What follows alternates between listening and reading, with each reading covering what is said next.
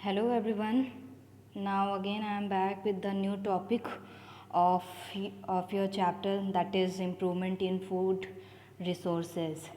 Before that, we in the previous video we have learned about the crop variety improvement, about the crop production management, and now we will see the next topic, that is crop protection management. अभी तक हम लोगों ने वो सारी चीज़ों को देखा है जहाँ पर प्रोडक्शन की बात की गई है, क्रॉप्स के वैरायटी की बात की गई है, कैसे हम वैरायटी की को इंक्रीज़ कर सकते हैं by the use of genetic engineering और by the use of hybridization. Now we will learn about the crop protection management कि क्रॉप प्रोटेक्शन मैनेजमेंट में क्या बताया गया है। ठीक है, इसके बारे में हम पढ़ेंगे। तो पहली बात तो प्रोटेक्शन का मतलब है कि प्रोटेक्ट करना। वी ऑल नो कि प्रोटेक्शन का मतलब होता है प्रोटेक्ट करना। ठीक है, तो हम क्रॉप को कैसे प्रोटेक्ट कर सकते हैं इसके बारे में हम इस टॉपिक पे पढ़ने वाले हैं। ठीक है, जो पहले मेन 3 चीज़ें हैं वो नोट करने वाली हैं कि हमें इस चैप्टर में जो इस टॉपिक में जो हम पढ़ने वाले हैं प्रोटेक्शन मैनेजमेंट, हम क्रॉप को प्रोटेक्ट कर रहे हैं, बट किस चीज़ से प्रोटेक्ट कर रहे हैं उसके बारे में हमें पढ़ना है। तो 3 चीज़ ऐसी हैं। पहला आपका हो जाएगा वीड्स, जो सेकंड विल बी पेस्ट्स, ठीक है, and your third will be what, your third will be diseases.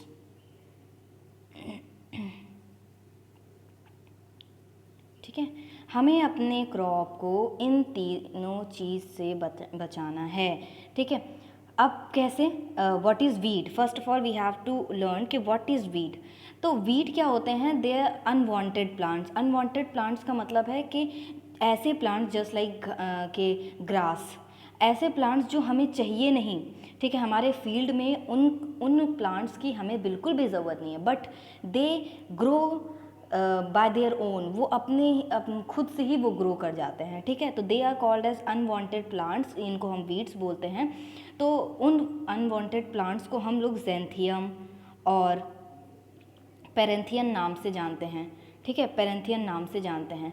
And फिर आपका थर्ड एक और है पेरेंथियम के बाद में साइपर्निकस रोटंडस, ये भी है आपका। इसमें अब वीड्स का क्या, हम वीड से हमारे क्रॉप को क्या नुकसान हो सकता है? क्या करते हैं ये कि हमने जो प्लांट्स लगाया है या हमने जो क्रॉप लगाई है हमारी फील्ड में, वो पहली बात तो जो हमने न्यूट्रिशन या हम जो फर्टिलाइज़र डाल रहे हैं या जो हम मैन्योर डाल रहे हैं, वो क्या करेंगे कि ये जो हमने क्रॉप लगाई है, ठीक है, उनके कंपैरिजन में ये उससे तेज़ी से ग्रो करते हैं। ठीक है, जो हमारे वीड्स की बात हो रही है कि जो हमारे वीड्स होते हैं हमारे प्लांट्स के कंपैरिजन में वो जल्दी ग्रो करेंगे। ठीक है, और उनसे जो हमें प्लांट्स को न्यूट्रिशन देना है वो सारा न्यूट्रिशन अपनी तरफ खींच लेते हैं, और वो हमारे जो प्लांट्स हैं, जिन प्लांट्स के लिए हम इतनी मेहनत कर रहे हैं, उन प्लांट्स से वो compete करते हैं हर चीज़ में। उनकी ग्रोथ से वो ग्रोथ भी उनकी ज़्यादा जल्दी होगी और काफ़ी जल्दी होगी, वो न्यूट्रिशन भी सारे ले लेते हैं। सो हमें करना क्या होता है कि कुछ लोग उसे मैनुअली उसको हटाते हैं। ठीक है, फील्ड में से जाते हैं, खेत में जाते हैं और उसे अपने हाथों से नोच के फेंकते हैं।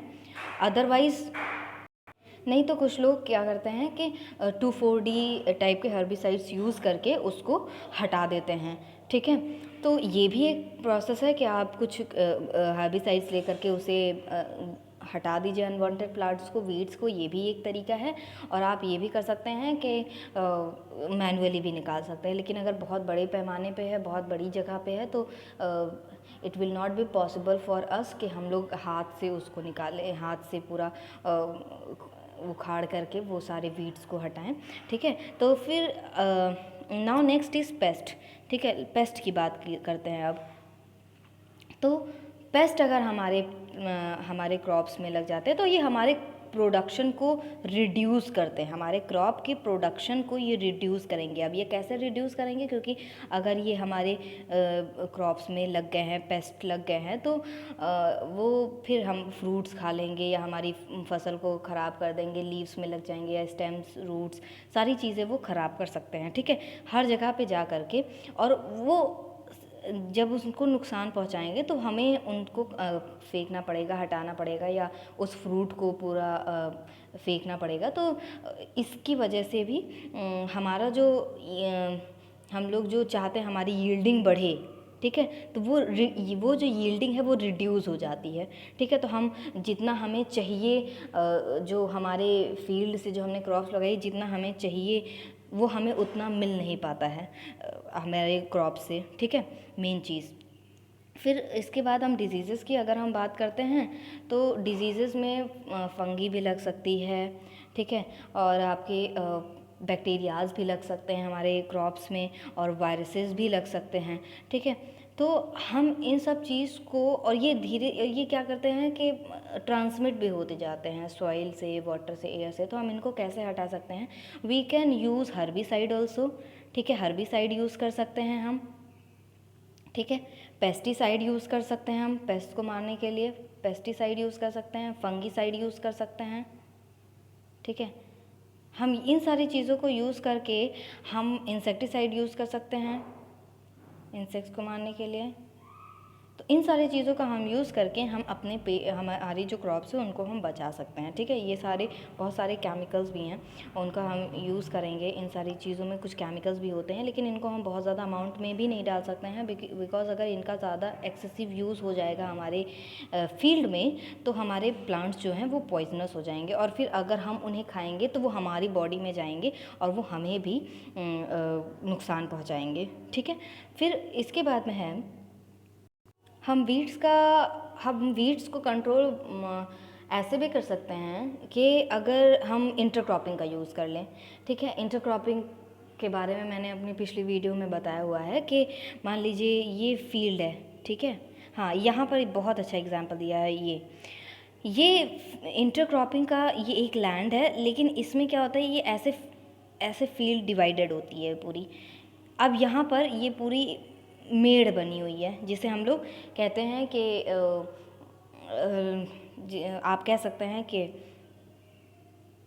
लगाना, रोज़ बनाना आप कह सकते हैं, ठीक है। तो ये रोज़ में लगे हुए हैं, ठीक है। तो ये इस दो रो में एक तरीके का क्रॉप को लगाया गया, जस्ट लाइक कैबेज आप या कॉलीफ्लावर आप समझ लीजिए, कॉलीफ्लावर है। इसमें कुछ लगाया गया है, चाहे वो मस्टर्ड हो, चाहे वो कोई और तरीके का भी प्लांट्स हो सकता है। यहाँ पे मान लीजिए कि कैबेज लगा दिया गया है, तो ऐसी कोई डिजीज़ होगी जो यहाँ पर लग गई, इस पूरे प्लांट को, इस पूरे एरिया को ख़राब करी, बट ये इसके आगे नहीं हो पाएगी ट्रांसमिट, बिकॉज़ यहाँ पर कोई डिफरेंट टाइप का आपने प्लांट या डिफरेंट टाइप का क्रॉप लगा दिया है, तो वो आगे ट्रांसमिट नहीं हो सकती। और अगर ये एक रो ख़राब हो जाएगी तो जो हमारे फार्मर्स हैं वो समझ जाएंगे कि हाँ आगे ये ट्रांसमिट हो सकता है, तो दे कैन यूज़ इंसेक्टिसाइड और pesticide for killing the paste and all, ठीक है। तो इसका यूज़ कर सकते हैं। साथ ही साथ अगर हम अच्छा सीड को चूज़ करें, ठीक है, टाइमली हम अपने क्रॉप्स को लगाएं, सो करें, अपने फील्ड में लगाएं, तो और क्रॉप रोटेशन के यूज़ से भी हम वीड्स को कंट्रोल कर सकते हैं, क्योंकि टाइमली कुछ समय बाद हम कोई और क्रॉप का लगाने जा रहे हैं, फिर कुछ और तरीके की हमने क्रॉप लगाई उसी फील्ड पे, तो इससे भी हमारे जो वीड्स हैं वो कम होते हैं, ठीक है। साथ ही साथ अगर हमें पेस्ट को कंट्रोल करना है तो बहुत ही ज़्यादा डीप हम प्लगिंग कर सकते हैं, बहुत मिट्टी के को अंदर तक एकदम खोद करके पूरा समर्स में स्पेशली प्लगिंग अच्छे से की जा सकती है, प्लग कर सकते हैं। सो इससे भी वीड्स और हमारे जो पेस्ट हैं वो धीरे धीरे रिड्यूस होंगे, ख़त्म होंगे, ठीक है। सो इनका भी हम यूज़ कर सकते हैं। नाउ इसके बाद हमारा जो नेक्स्ट टॉपिक शुरू होगा वो शुरू हो जाएगा एनिमल हस्बेंड्री, ठीक है। बिफोर सॉरी, अभी एनिमल हस्बेंड्री नहीं ख़त्म होगा, इसमें स्टोरेज ऑफ ग्रेन्स की बात भी है। स्टोरेज ऑफ ग्रेन्स में क्या है कि अब मान लीजिए हमने हमने अपने क्रॉप को की वैरायटी का भी हमने पढ़ लिया, क्रॉप वैरायटी का भी हो गया कि हाइब्रिडाइजेशन के थ्रू हमें बहुत अच्छी क्रॉप मिली, प्रोडक्शन भी उसका बहुत अच्छा हुआ क्योंकि हमने फर्टिलाइजर्स मैन्योर्स का यूज़ किया। फिर हमने प्रोटेक्ट भी कर लिया वीड से, पेस्ट से, डिजीज़ेस से, सारी चीज़ें इंसेक्टिसाइड वगैरह यूज़ करके हमने उन सब चीज़ों को प्रिजर्व भी कर लिया। But now next thing is, जिसे हम मेन चीज़ भी कह सकते हैं कि स्टोरेज प्रॉब्लम, हम उसे स्टोर भी हमें करना है, ठीक है। तो हमें उसे स्टोर करने के लिए कुछ चीज़ों का ध्यान रखना पड़ेगा जब हम हार्वेस्ट कर रहे हैं, ठीक है। तो स्टोरिंग बहुत ज़रूरी है।